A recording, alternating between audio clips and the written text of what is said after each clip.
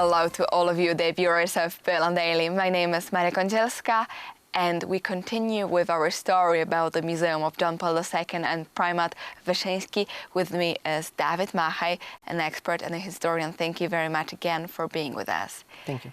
And we told on the previous episode, you kind of guided us through the exhibition and different doors of it and different parts. We ended up in the moment of assassination. You told about the boat, which is divided into pieces, and those with the two walls.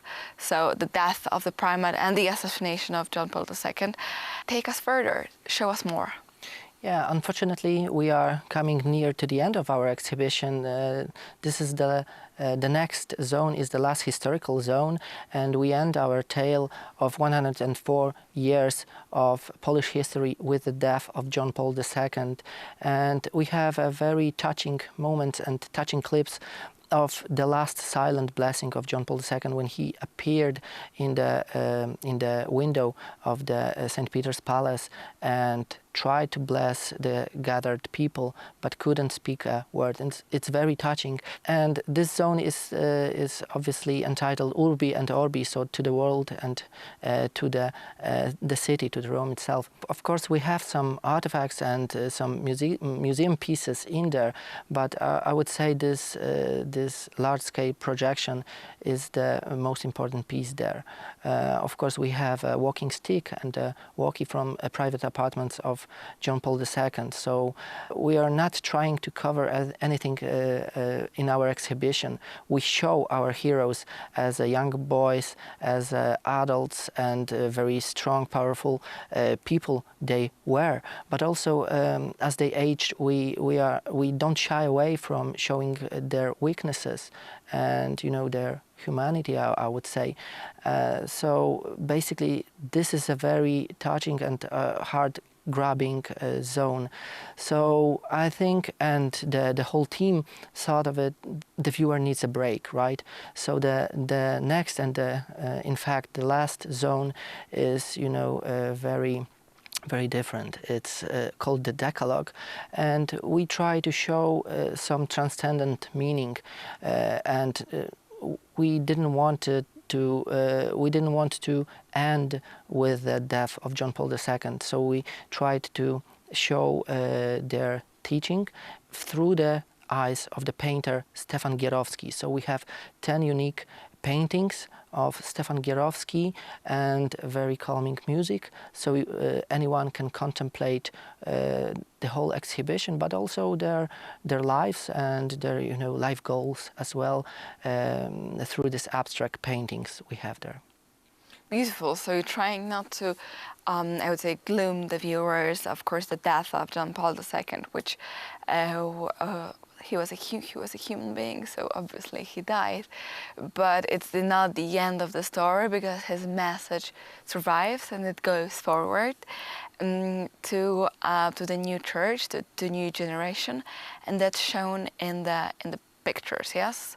Yeah. Which kind of you're trying to.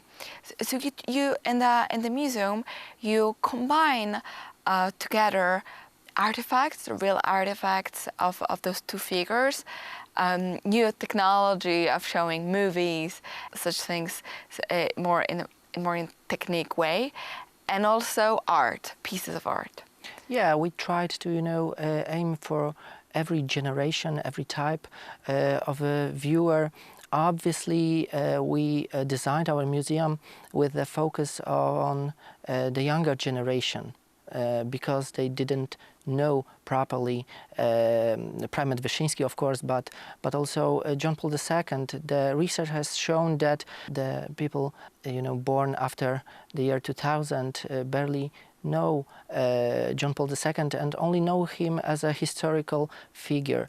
We tried to make a connection, make a bond, show both of our heroes in different stages of their life. So the main goal of the design team of our museum was to not to speak for them, not to talk about our patrons, but let them speak for themselves. And we try to achieve it by their written works, of course, their diaries, but also through their actual voice on audio and video clips. We scatter around our exhibition, both in apps, on the touch screens, but also on the large-scale projections. So it's not uncommon thing to hear a voice of Primate Wyszyński and John Paul II in our museum.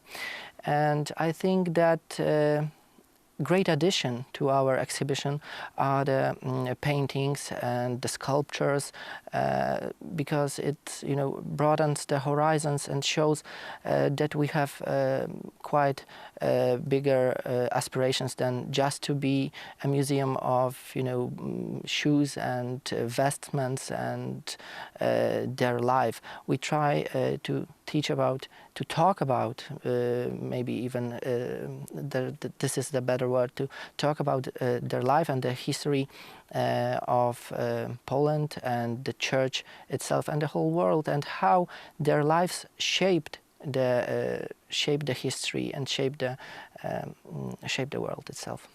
So just for the end, I know that you have the clothing of Virgin Mary from Częstochowa, one of her dresses. So explain us, of course, for those who don't really know about the painting, so Virgin Mary there has a different dresses which were changed in time, and you in the museum has one of them. Which one and why? Yeah, this is quite an unique museum piece, because one often sees the painting of Holy Mary from the Częstochowa, from the Jasna Góra, but the painting itself, but also the painting with the dress. But it's very rarely that one can see the dress itself sauté without the painting. And we'll keep our viewers in a suspense. If you want to know more about this dress, why is it there and what it had to do with John Paul II, of course, stay with us for another episode. And thank you for watching Poland Daily Culture.